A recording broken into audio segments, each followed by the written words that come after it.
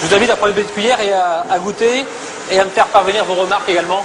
Pourtant, quand arrive le moment de comparer leur glace et une autre sans additifs, ils vont pouvoir se montrer fiers du résultat. Laquelle vous préférez? Celle avec stabilisant. Celle avec stabilisant aussi. Oui, pareil.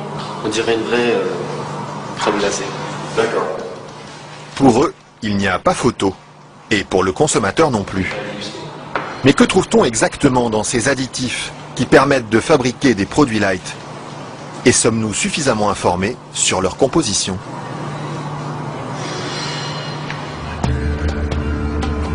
C'est à Vilvoorde, à quelques kilomètres de Bruxelles, que nous sommes allés chercher les réponses. Au bout de cette zone industrielle se cache une usine très discrète, filiale d'un des plus grands groupes chimiques européens. On y fabrique l'un des additifs les plus utilisés par l'industrie, le E441, plus couramment appelé gélatine. Et le responsable commercial de l'usine, Michel Vandenberg, n'est pas peu fier de nous montrer tout ce qu'on arrive à fabriquer avec son produit miracle.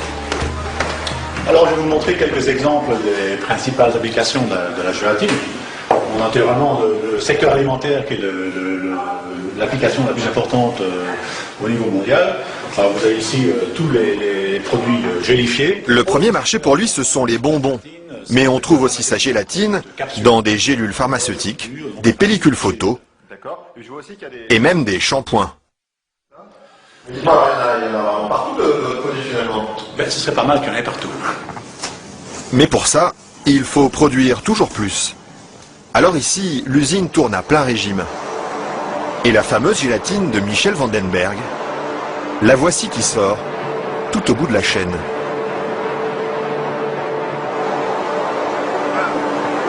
c'est la fameuse gélatine. Ça c'est la gélatine. Ce sont ces spaghettis qui collent aux doigts. Il faut à peu près 3 à 4 jours pour arriver jusqu'ici. De la préparation de la matière première jusqu'à le séchoir ici. 3 ou 4 jours de transformation dans les entrailles d'une usine où ces immenses cuves remplies d'acide et d'eau bouillante font régner une moiteur tropicale. Et au milieu de cette atmosphère étouffante, il y a un détail qui frappe le visiteur et qui pénètre jusque dans les locaux les plus protégés de l'usine.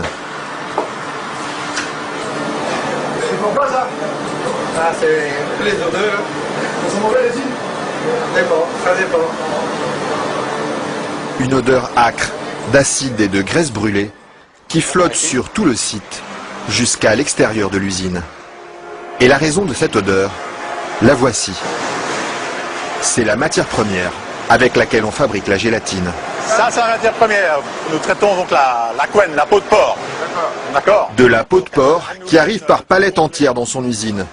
Une matière première qui ne lui coûte presque rien et qu'il achète dans toute l'Europe. Ceci vient de Hongrie. Ça vient de Hongrie, d'accord. Voilà.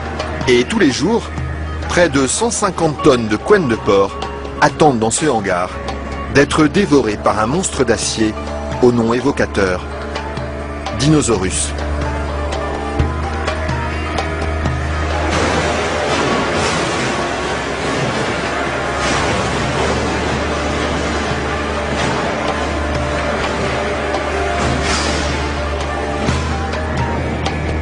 Grâce à cette matière première bon marché, Michel Vandenberg parvient à vendre sa gélatine à moins de 5 € le kilo.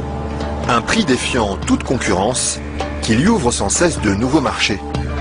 Et celui qui marche bien en ce moment, c'est justement le marché des produits light. Attendez, faut pas filmer ça à 1 minute. Mais voilà, ceci, qui est un beurre allégé, 40%. Alors un fromage frais, 0% matière grasse. Et chez lui, on trouve même les plus grandes marques. Grasse. En marque Danone, taille fine. Une mousse liégeoise de chez Auchan. Voilà, une mousse de la laitière. Alors un produit Weight Watcher, donc avec moins de matière grasse, donc pour stabiliser le produit, pour maintenir l'onctuosité des produits, on utilise la gélatine. Un produit que les industriels n'hésitent pas à utiliser en grande quantité. Le seul problème, c'est qu'ils oublient parfois de l'écrire sur les étiquettes. Quand on les regarde, on lit bien la mention gélatine, mais pas l'origine du produit. Ils mettent gélatine, mais ils disent pas quelle est l'origine de la gélatine. Pourquoi? Ils assument pas que ce soit fait à partir de porc. C'est quoi le problème qu'ils ont avec ça? Non, mais je veux dire... Non, parce que c'est un problème, c'est un sujet très sensible. Ouais. Parce qu'il y a quand même les minorités, les minorités musulmanes, juives et autres, qui éventuellement ont des problèmes avec ça. Mais ce serait bien justement de leur dire... Ça, je voudrais pas que... Oui, je sais bien, mais je sais pas s'il faut mettre ça dans l'émission. Mais c'est vrai que, bon... Parce que du coup, ils savent pas si c'est du porc ou de la vache. Du coup, comment ils font pour consommer? C'est ça le problème, il faudrait peut-être leur dire.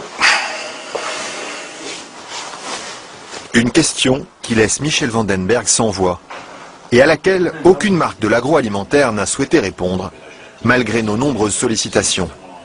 À croire que la gélatine de porc est un sujet sur lequel il préfère rester discret. Maintenant, si vous faites une mousse au chocolat chez vous à la maison, moi j'en fais chez moi aussi, je n'utilise pas de gélatine. Hein, mais... Pourquoi ils en utilisent?